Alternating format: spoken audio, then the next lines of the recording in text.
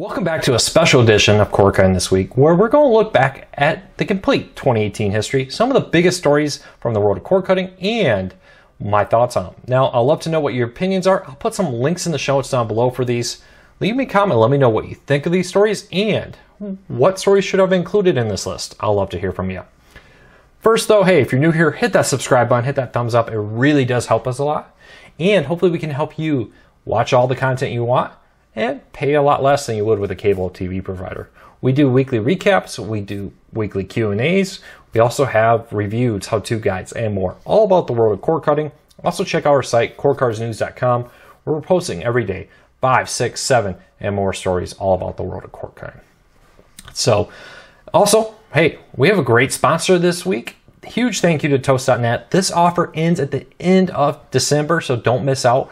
$5 off every month for their first year on your home internet service on plans of 18 down and faster. There's a special code you need. I'll put that link in the show notes down below. Toast.net resells AT&T internet, both fiber and DSL.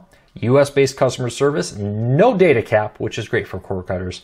So check it out. Toast.net, link in the show notes down below with everything you need to know and the promo code you need to use to get that $5 off discount. Special thank you to Toast.net for your support of Cord Cutters News.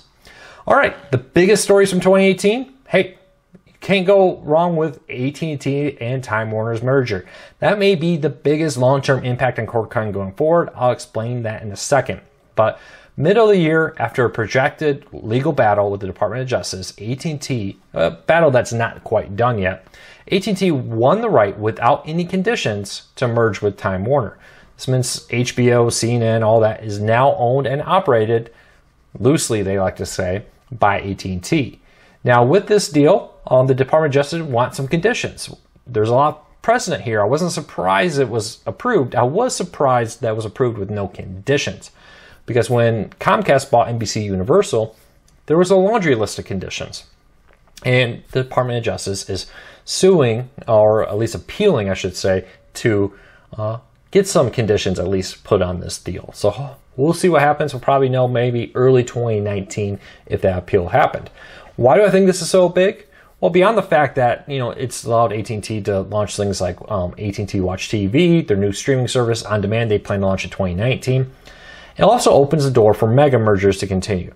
We'll really see a growing trend, Disney buying a majority share of Hulu and other deals like that, and proposed ones, rumored ones, and things that we're expecting in 2019, where now that there's a precedent that AT&T can do this mega merger because of cord cutting and diversification of media out there.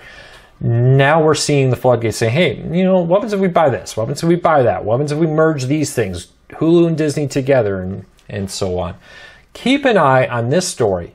If the DOJ loses their appeal, look for a flood, I think, of other mergers happening, major corporations coming together and saying, hey, this situation here, we're going to take all that and put it, team up with, I don't know, Netflix buying something, Amazon buying more stuff, Hulu, Disney buying more stuff. Those kind of deals, I think, will become very common with cord cutting. All right, let's jump into, and here's a question for you. If you could have anybody buy anybody, what would you like to have happen? Are you concerned about AT&T owning Time Warner, having the ability over HBO Now, and more? Leave me a comment. I'd love to hear from you. All right, story number 2, Disney's new streaming service. Now, this one has not even come out yet. It's not even expected to come out till late next year. But people cannot stop talking about Disney's new streaming service. It's going to be a family-focused streaming service to bring Disney content to cord cutters for a flat monthly rate. Not only will there be some back catalog, and I'll get to that in a minute, there will also be a lot of original programming, additional movies and TV shows in the Disney, Star Wars, etc. universe. Very focused on kids. Pricing's been rumored around $5, maybe $8 on the high end, depending on who you talk to. And just people can't stop talking to it. I am worried that the hype is getting a little out of control. I do worry about the idea that people are expecting, like, hey, if I pay this $5 at Disney, I'm going to get everything ever made by Disney, right? And that's probably not what's going to happen. It's probably going to be a selection of content plus new originals. And it'll probably be a good selection, knowing Disney. But it's not going to be everything. And I think that, I think people have expectations way too high on this. But Disney, if they're successful here, look for others. NBC Universal's kind of floated the idea of their own. Variety, Discovery, AT&T is already doing their own similar service. While it hasn't come out, this is maybe one of the most impactful stories going forward in the world of cord cutting in 2019, and it really got going in 2018. So keep that in mind, that no matter what happens with this, win or lose, it's going to have an impact in the way cord cutting is going to go in the future. We're going to see a flood of these services. They can't all succeed. Disney's probably, of all the companies that are interested in doing this, I would say Disney is probably the one that's most likely to succeed. They have that deep catalog of content people really want. So keep an eye on it. All right, let me know. Do you plan to subscribe to Disney's new streaming service? Leave me a comment. I'd love to hear from you. Number 3, 5G and fixed wireless were huge stories in 2018, even under the radar, because I think one of the things about fixed wireless is it's really starting to roll out. There's a lot of towns, a lot of markets, Microsoft, all kinds of companies diving into the idea of putting up these wireless towers, especially in rural areas, to bring home internet to people who struggle to get it in the past. It's kind of really flying under the radar for 2 reasons. One, it's only now getting really going, so there's still a ton of ways to go. A lot of people still don't have it. 2, it's in rural areas, so it's lightly populated areas. You put up one of these towers in Manhattan, New York, you can sign up thousands of people. You put it in a small town, you may get a couple hundred at best per tower. There's always been the issue with rural area.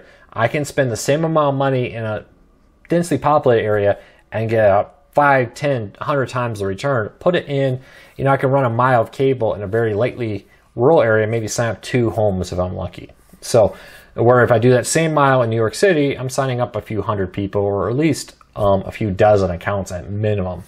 So, that's part of the reason. But there's been a huge commitment to the idea that we're going to roll out internet to rural areas, and internet in general in big areas with wireless. 5G's gone live in markets like Houston and parts of California from Verizon.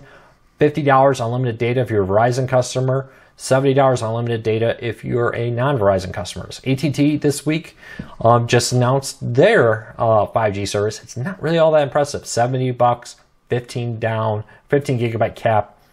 Really not really meant for home internet. T-Mobile promises their service is going to be built for home internet. AT&T said we're coming with a home internet version, just not yet. So AT&T is kind of lagging in this, and I think it's a mistake for even them to release that product with everything happening, but we'll see.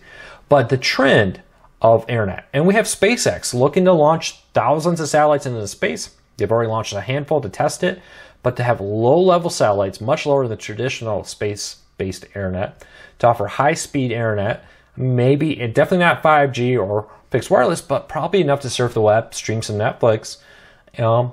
Pretty much worldwide is their goal. That, rural America, developing countries, wherever you go, basically, you're going to get internet.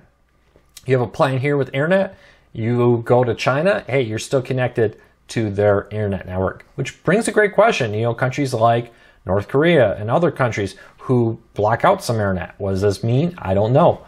But it's a very interesting idea, especially just here in the United States. Disasters is one of the things a lot of people talk about with this new satellite internet from SpaceX. That the idea would be, hey, if a hurricane wipes out everything in Florida, well, that didn't touch the satellites in space. As long as you got a portable generator, backup battery pack, solar panels, hey, now you have internet just like you did before, because it's these low Earth satellites floating up there offering it to you. And it'll be much faster, much better internet than traditional satellites, because it is much lower with a fraction of the limitations of traditional satellite from like HughesNet and so on. So keep an eye on this. The ball got rolling in 2018. And it's kind of one of those things like cord cutting. For years, it felt like we were pushing uphill, right? We're pushing uphill. And now we're feeling, whoa, this thing's kind of picking up speed on its own. It's getting out of control. Even if we wanted to stop cord cutting, it's just kind of too late. And that's kind of the feeling I got right now when it comes to fixed wireless, 5G, and all these other wireless internet standards that are bringing internet around the world, whether that be satellite, towers, or cell phones, 5G networks. The ball's starting to roll downhill, and 2019 is probably going to be the kick, the year it really goes. Where 2018 was the year we just kind of crested the reality mark of this is now a real service of real promise and really happening. So keep an eye on that in 2019, and 2018. Now, why is it so exciting? Competition. Now, you've heard me talk about this many times. The idea that your cable, your phone company, pretty much for most people, are your only internet options. 5 years from now, maybe you have satellite as an option. Maybe you have 4 or 5 fixed wireless and 5G services as an option, plus your DSL, plus your cable. Now you have competition in home internet where it wasn't before. Are you currently using any fixed wireless? I've talked to some readers who are. Are you using 5G? Are you in Houston? Are you in parts of California and more? Let us know. I'd love to hear from you. All right, next story on up. New streaming services. Real quick on this one, we had a flood of new services in 2018. A few of them that jumped out at me when I was thinking about this was, of course, AT&T Watch TV. T-Mobile TV, while it's not out now, they said it's supposed to come out by the end of the year. Tons of talk of it, at least in the home version coming out this year. VidGo, after years of waiting, is here. Another live TV service. And a host of smaller, The Zone, a sports network, and more flooded the market. I think we're just seeing the tip of the iceberg. There's such a gold rush. It feels maybe like what it felt like at the when the Wild West was still wild. People heard it was gold, and people were running across the Wild West, we'll call it, to what they thought was gold. And we're kind of seeing that with cord cutting. People are racing into streaming. Hey, right, if we get a streaming service, there's so many cord cutters out there looking for content, we can get to them. Not all of them are going to make it. And that leads me to my final thing I thought was interesting. We started to see the death of some streaming services. A little over a year ago now, CenturyLink's live TV service shut down, Filmstruck shut down, a few other smaller streaming services have shut down. And I think this is a trend to watch in 2019. With all these services exploding on the market, over 100 some services already on the market, 20 of them being like live TV services, there's so many services you just can't have this many. Probably going to see more of them fail. My question to you is, who do you think will fail in 2019? Who do you think maybe will fail in the next week of 2018? Leave me a comment. But what service are you most excited about launching in 2018 and 19 as we have several weeks left? What services do you think are most likely to fail? Live TV, on demand? I'd love to hear from you. All right, so there are my biggest stories, the ones I thought had biggest impact. I know there were so many other stories I could have picked from, but really wanted to focus on ones I said, hey, this story here seems to have some relevant impact going forward. This one would happen in 2018, but I think will have impact in 2019. And these are the ones I came up with. So let me know your list. I'd love to hear from you. I hope you all have a great Christmas, happy holidays, all the other great holidays happening this time of year. I hope you are all enjoying them. Also, I hope you have a great 2019 New Year's Eve. Be safe out there if I don't see you for our 2019 prediction next week. So take care. I will see you next week.